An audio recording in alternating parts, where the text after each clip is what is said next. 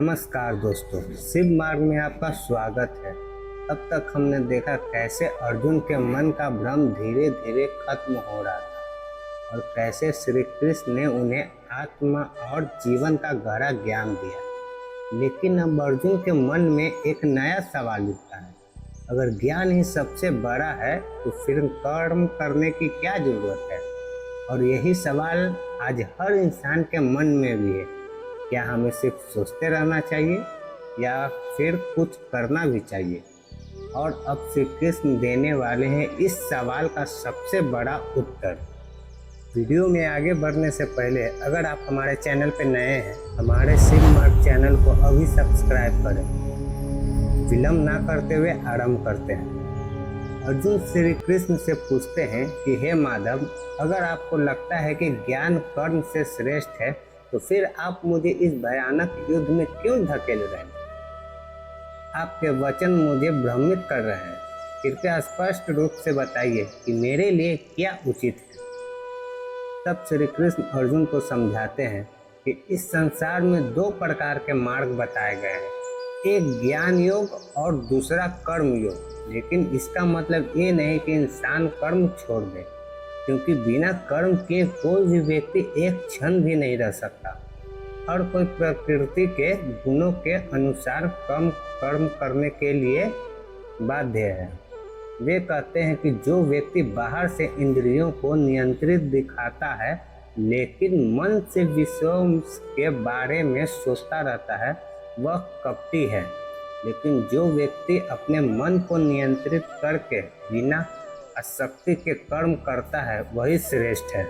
श्री कृष्ण आगे कहते हैं कि कर्म करना जरूरी है, क्योंकि कर्म के बिना शरीर का पालन भी संभव नहीं है। इसलिए इंसान को अपने कर्तव्य का पालन करना चाहिए। लेकिन यह कर्म केवल अपने स्वार्थ के लिए नहीं, बल्कि यज्ञ के भाव से होना चाहिए। वे समझाते हैं कि जब इंसान अपने कर्म को भगवान को समर्पित करने लगता है तो वह कर्म उसे बांधता नहीं, लेकिन जब वह कर्म सिर्फ अपने लाभ के लिए करता है तो वही कर्म बंधन बन जाता है। श्री कृष्ण अर्जुन को बताते हैं कि इस संसार की रचना ही यज्ञ के आधार पर हुई है। यानी हर इंसान का कर्तव्य है कि वह अपने कर्म के माध्यम से समाज और प्रकृति को कुछ लौटाए, क्योंकि जो केवल अपने लिए जीता है वह वास्तव में पाप का भागी बनता है। वे कहते हैं कि महान लोग जो भी आचरण करते हैं, सामान्य लोग उसी का अनुसरण करते हैं।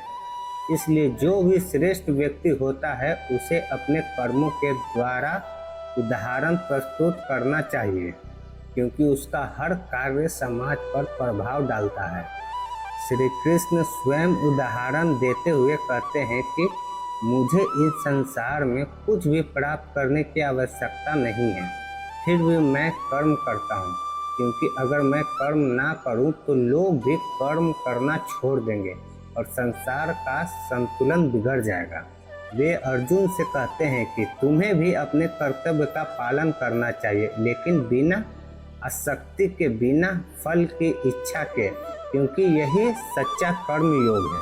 धीरे धीरे अर्जुन को समझ आने लगता है कि कर्म से भागना समाधान नहीं है, बल्कि सही भाव से कर्म करना ही मुक्ति का मार्ग है।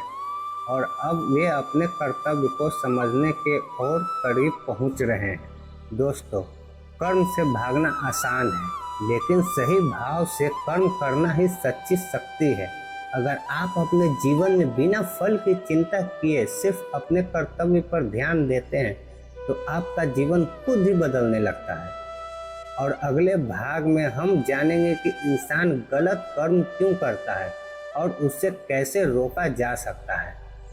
हर हर महादेव।